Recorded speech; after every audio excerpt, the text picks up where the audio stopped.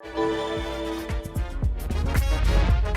proverbial kid, goat, and buster shows up with an exciting display and a grip full of White Claw in the first week of Season 2's Summit Champions League.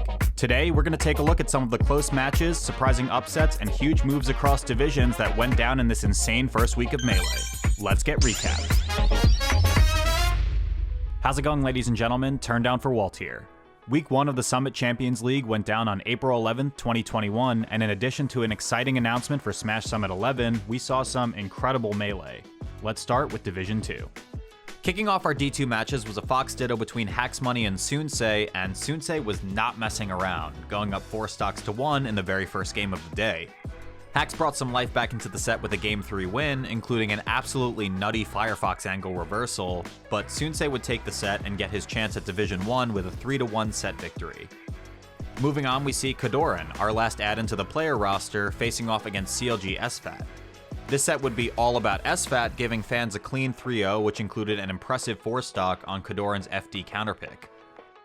EMG's Moki would continue on his as-expected tear for the week. He'd first get Axe in the D2 bracket, and while every game was close in the last stock, he'd move on with a 3-0.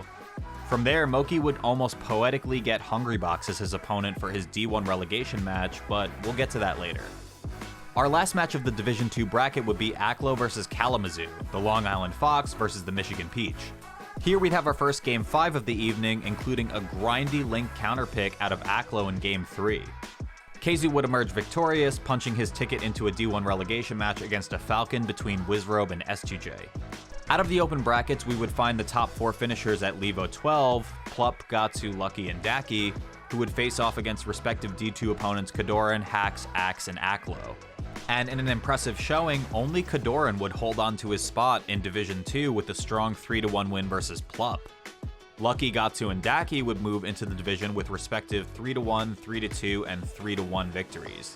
Oh man, I never had like a big win like this before, or like not even just a big win, just like performing well, something of this caliber, and I'm really happy that I pulled through mentally.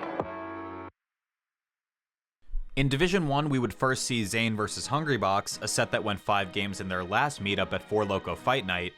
HBox showed some signs of life with a handful of rest punishes and strong neutral play, but the pivot tippers we've come to expect out of Zane came into full effect for this set as he came out with a 3-1 win. And with that, Hungrybox would have to face down a hungry Moki. After talking the talk though, Moki would come correct with another 3-1 win to take himself to where he thought he belonged and to knock HBox into D2 for the next week of SCL. But his win wouldn't be without a hilarious 4-stock out of HBox to get his single game win on the board. Looking like a counterpick here.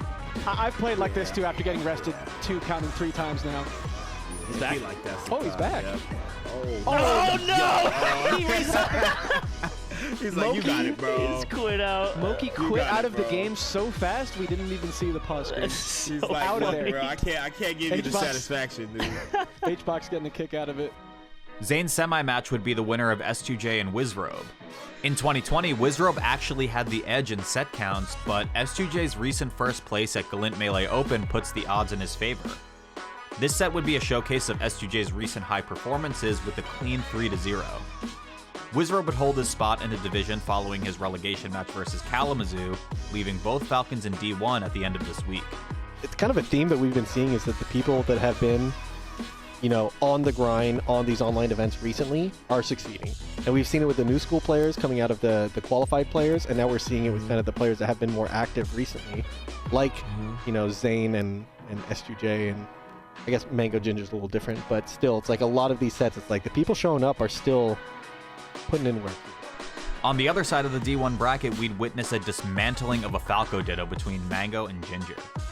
Mango showed everyone a preview of what was to come later in the bracket with an under 7-minute 3-0 set and a ridiculous average of 4.3 openings per kill. Yep, Mango's just at your throat. He's drinking a claw? Are you kidding me? No, man's just different, God, bro. he is different. Yeah. Ginger's relegation match would draw SFAT as his opponent, and the two would go the distance in a last stock 5-game set, but it would be SFAT clutching out the win to advance into Division 1 for the next week. SFAT also showed off some great aerobic exercises. He's still super scary, but yeah, I'm proud of me and Bobby's work over the past week or so.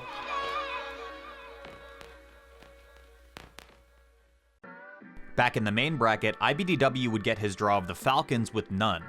Cody would get the better of None here with a 3-1 win to advance to Mango, where he would ultimately be stopped in a 3-0 loss. None's relegation match versus Sunsei would go firmly in the Fox's favor, with Sunsei picking up the win and a spot in Division 1 off of a 3-1 set. The winner of Zane versus S2J would ultimately move on to face Mango in Grand Finals, and after a 3-1 victory, we'd see an SCL rematch between Zane and Mango to decide Week 1 of the event. Mango would kick off Grand Finals with an explosive first 2 stocks, but Zane would look as strong as ever with 4 unanswered to take the first game. I mean, it's a 2 stock, but he also took 4 unanswered. Yeah. That's Mango. You got to be feeling some type of way about that. After this, it was all gas, no brakes for the Falco, though, winning Game 2 on Dreamland, followed by 2 straight wins on Zane's FD counterpick. Take that, Fox mains. Zane rolling to corner there. He called him out, and Mango with a pop-off. And Mango's gone. And he He's disappeared. Gone. He's gone. He's off of this earth. He's flying back to his people. Oh my god. Mango with an explosive tournament, an explosive set, an explosive 2 games on FD. That's incredible, Squid. Good lord. Mango wins week 1 of SCL. There you have it. I'm the FD master. That's me! That's me, baby!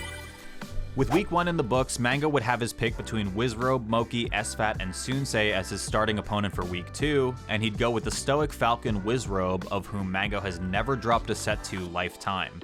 Of the remaining 3 Fox players, Zane would select Moki as his Week 2 opponent. SFAT had hoped to face Zane in another run back for the following week, but you know what they say. Nobody beats SFAT 20 times in a row. You know what they say, right? What did they say? Nobody beats SFAT 20 times in a row. Nobody. Not one human in the world has ever done it. Overall, Week 1 of SCL2 was as action-packed as expected, so shoutouts to BTS Smash for providing another knockout event.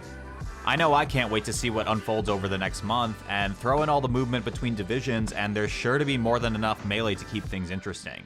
With the way Mango's playing and first place getting their pick of the litter in next week's bracket, you gotta wonder if he'll be able to keep up the win streak. Only way to find out though will be to tune in next week, so we'll see you then. Hey, thanks for watching this episode of Recapped, which will hopefully be a new series if you guys like it, and a very special thank you to all the patrons supporting the channel like Avishua Stein, Brian Malumphy, and Connor. If you'd like to see more content like this, consider supporting me on Patreon or pick up some merch over at turndownforwalt.com. Thanks again for watching, and see you next time.